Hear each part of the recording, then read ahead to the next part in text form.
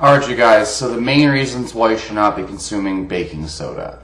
So listen, I've already made plenty of videos talking about acid-alkaline balance in the body, and I made it pretty clear that you don't really need to be consuming an alkaline diet in order to be in acid-alkaline balance. Okay, first of all. Second of all, you definitely don't need to be consuming baking soda to be in acid-alkaline balance.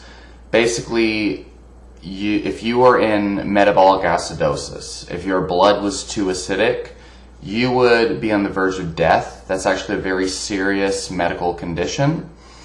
And so you would know for sure, like you would be suffering severely if you were suffering from a state of acidosis. So at a baseline, you don't need to be consuming baking soda to maintain alkalinity. Second of all, if you did want, so you do need to offset the mineral loss from a diet that is deficient in alkaline minerals like calcium.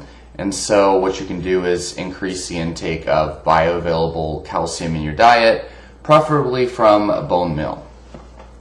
The next thing is that, so not only do you not need to be consuming baking soda to maintain alkalinity, but if you do consume baking soda, then you're potentially putting yourself at risk of indigestion and malabsorption of nutrients that require stomach acid in order to be metabolized.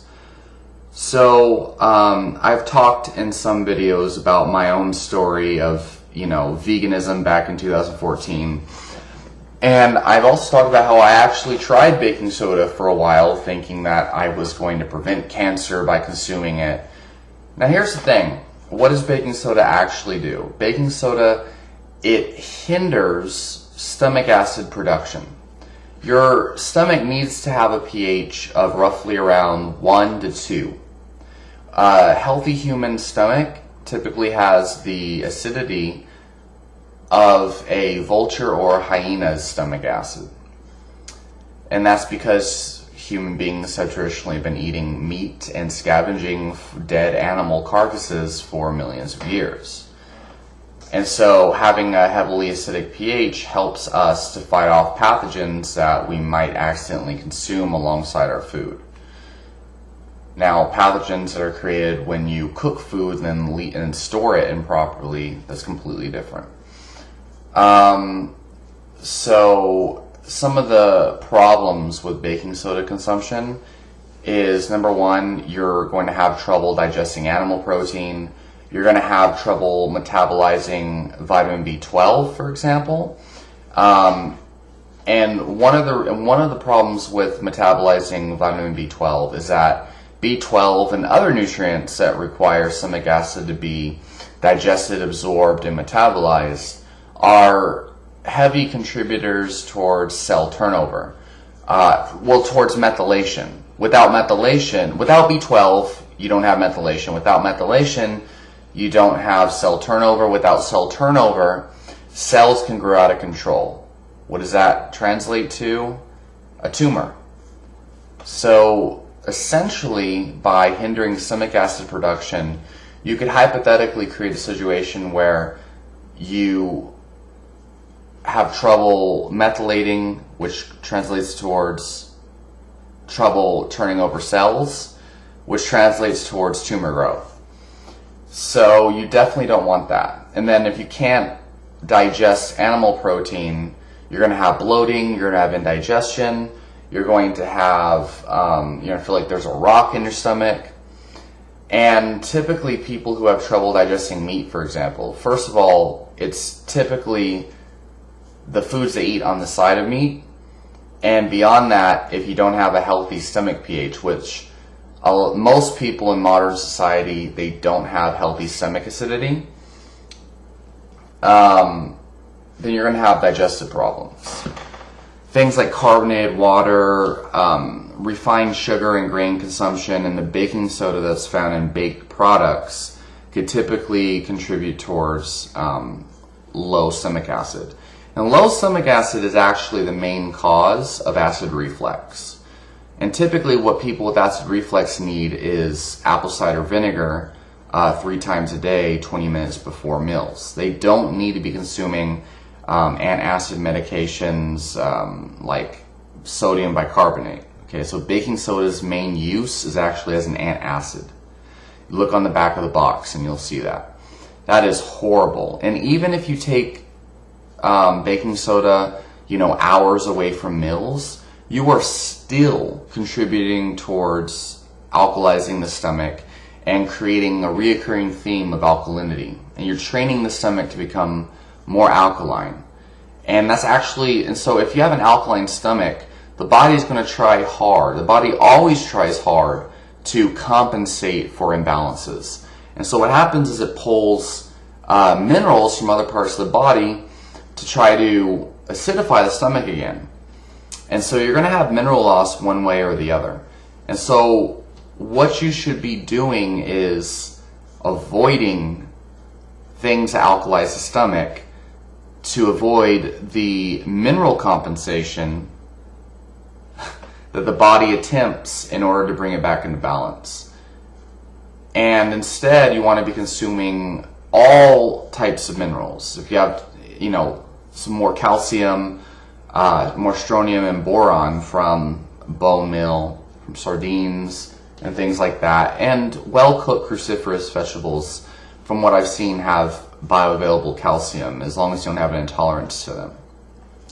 Raw dairy products are preferable over pasteurized because pasteurization kills an enzyme that is responsible for phosphorus and calcium absorption in dairy products. And so there's some evidence to suggest that raw dairy products are heavily favorable for calcium absorption as opposed to pasteurized. Regardless, though, baking soda is not going to be the answer you're looking for. And I've made videos debunking the acid-alkaline diet myth. But essentially, you can actually create a pH imbalance in the blood, hypothetically speaking, from imbalancing your stomach pH through baking soda. For me personally, I consumed baking soda for about 3 weeks back in 2014 as an attempt at preventing cancer somehow, because I was reading all these blogs at the time that claim that baking soda reverses cancer and prevents it. I definitely don't believe in the whole alkaline theory of cancer anymore, considering, if you just watch my interview with my friend Leukemia Slayer, who reversed his leukemia on ground turkey and eggs. It's pretty substantial.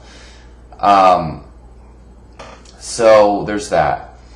As far as, kidney issues and some of the side effects that can happen when you don't have enough alkaline minerals in your diet. So osteoporosis and bone loss, because the body pulls calcium from the bones to offset blood acidity. That can obviously cause osteoporosis down the line, and it can also cause dental decay, and it can also put a lot of stress on the kidneys. But the thing is, baking soda is not going to take care of that, okay? What you want is to consume alkaline minerals in the diet. And so consuming more calcium will not only make your blood pH, more alkaline, you could say, but it basically gives your body the calcium that it needs to maintain alkalinity in the systems that need it, okay? Because not every part of your body needs to be alkaline. And also, it'll make up for any losses of calcium in the bone that the body takes from bone in order to compensate for overly acidic parts of the body. So the goal should not be to alkalize the body or alkalize the blood or whatever. The goal should be to consume enough alkaline minerals and nutrients in general to make up for whatever losses might occur through whatever metabolic processes need them. So in closing, you'll experience digestive problems, hindrance of methylation, which can later down the line actually cause cancer, possible pH imbalances from alkalizing the stomach that needs to be acidic, taking minerals from other parts of the body to compensate for the overly alkaline stomach. You can actually cause acid reflex by overly alkalizing the stomach. You actually create a pH imbalance that allows pathogens like thrush, for example, oral thrush, candida. Candida is actually caused by an overly alkaline stomach because the stomach needs acidity to maintain a healthy level of fungus in the stomach, because your body actually needs some candida naturally. So to put that candida in check, the body maintains, or the stomach maintains an acidic, relatively acidic environment. So overgrowth of candida can happen from taking baking soda. That actually happened to me. That was actually what I think probably caused oral thrush for a while. And probably the most significant problem with consuming baking soda is its hindrance of stomach acid, which contributes towards less pepsin, which is an enzyme required to digest protein, and less absorption of amino acids. So if you alkalize your stomach and you hinder the digestion of protein, and you hinder the digestion of, you're going to be hindering the absorption of B12 and amino acids, even if you do manage to digest some of that protein that you eat. So hindering digestion of protein, hindering absorption of the amino acids that are produced from these smaller peptides from the digestion of protein, hindering the absorption and metabolism of B12, of other B vitamins, and also calcium, I believe, actually requires stomach acid in order to be absorbed.